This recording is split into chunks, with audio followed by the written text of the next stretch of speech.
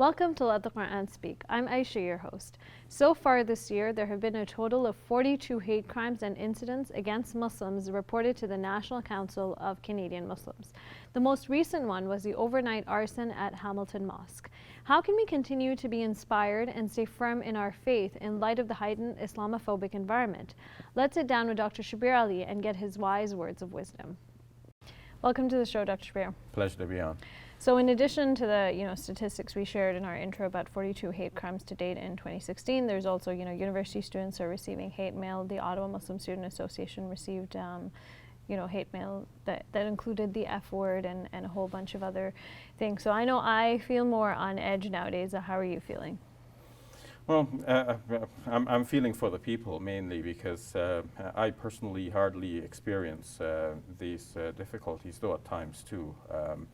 But by now I've become inured to things like this, which itself is bad because it means that we're accepting a state of affairs which should not be.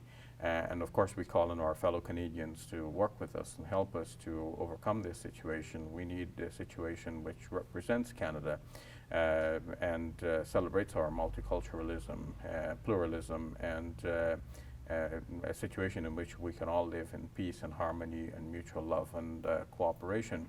But hearing the number of incidents being reported in the media and to Islamic organizations, incidents of hate and discrimination and prejudice, we all really from that. I recently traveled into the United States of America, and I was subjected to secondary screening, and then again and again secondary screening until even the border officials gave me a paper and said, write to these people to complain about this. So they're telling me to they complain. told you? Yeah, because it's like they themselves realize that this is too much. But then, so you go through the complaint process, and then you got a form letter that says, okay, just be patient with the process, and then it happens all over again. And then I find too that coming back out of the U.S. to re-enter Canada upon leaving the U.S., when you normally would not have to confront any border official, you would just board your flight like everybody else, and when you arrive in the country, that's when you fill out an immigration form and you confront your Canadian border officials. But on many occasions, I'm stopped by security or police officers and questioned before being allowed to board my flight when again. You're coming back into Canada. Canada. I'm coming back into Canada, and there should be no reason for this, but it happens. And on one occasion, I bought a meal before boarding the flight, knowing that it's going to be a long flight. I was coming back from San Francisco. And so it's like a 5-hour flight to Toronto, and nothing would be served on board except what you buy from in-flight purchases. And as they searched my things, they also tore into my burritos. And actually tore it? Yes. And I only knew that when I got into the plane and opened it eventually to eat it. And naturally I lost my appetite, but after some time I ended up eating it anyway because I was hungry. Yeah. But things like this happen, and I said I've become inured to this. I just accept it as a reality. This is my situation. I just do it the best I can, given this as a basis. Worrying about it too much is not going to change it. I do what I can. I report from time to time. But I keep getting these form letters and a redress number, mention this number, but it doesn't seem to help much. But the other people are undergoing worse things. Like there is this situation of the woman in New York who was just simply lining up at the supermarket to pay for her purchases, and she felt a heat on her sleeve as she rubbed it instinctively. She came to see that a hole has been burnt in her sleeve about the size of a quarter. And the police are still looking for the guy who did this, but the incident report shows that there was a man with a cigarette lighter burning a hole into this lady's garment.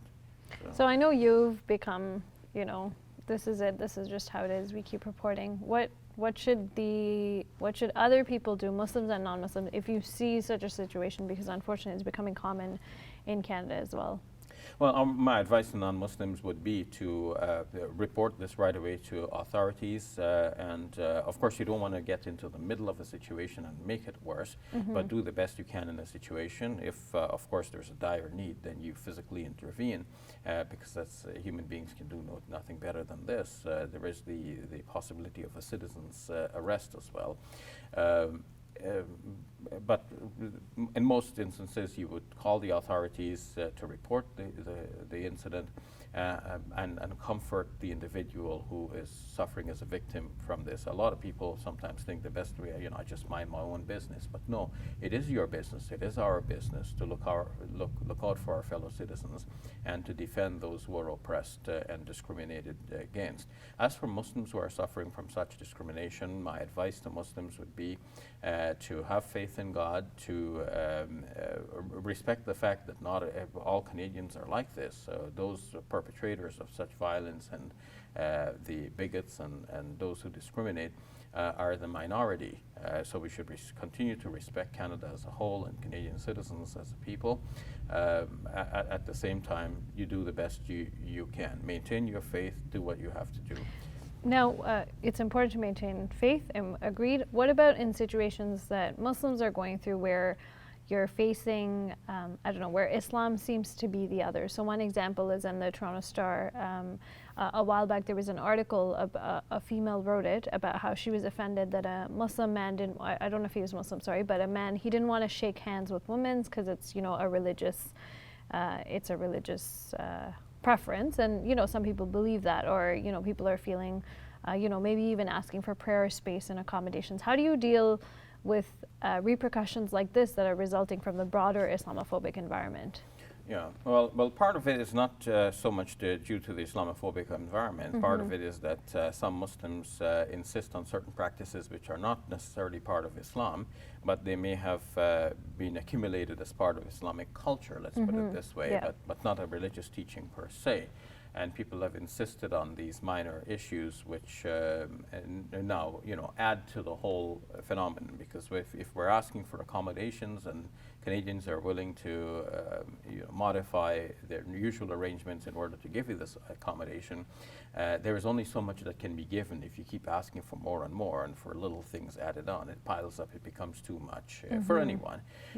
So some things like the shaking of hands between the genders in the workplace, there are scholars now who say that this is acceptable. They do not promote it, but they say that in a situation where somebody extends a hand to shake with you, person of the opposite gender, you can shake in that circumstance because this is a touch that is not accompanied by sexual desire. And they say in our tradition, actually, when we look at the way in which the Quran speaks about touching between genders, the Quran is actually using terms which imply within this context that what is intended here is touching with sexual desire. It's not just a simple touching. So when we know that within the workplace it is common for people to shake hands, and if you were to refuse, then you would create a kind of disharmony between you and other persons. It would not only affect you personally, you might lose the job for which you were being interviewed, for example, or the opportunity to get that job, but you are actually creating an atmosphere in which people may feel some distance from Muslims, and that is totally unnecessary. But in other cases, it's important to ask for accommodations, right? Yes, like in other cases, like you need to pray, for example, at certain times. So you need that accommodation, and we expect that the accommodation will be granted. Thank you very much, Dr. Shabir. You're welcome. Hey YouTube, we hope you benefited from this video. If you liked it, or if you didn't, let us know in the comments below. And if you're interested in learning more, check out some of our other videos. And don't forget to subscribe so you can get new videos every Monday, Wednesday, and Friday.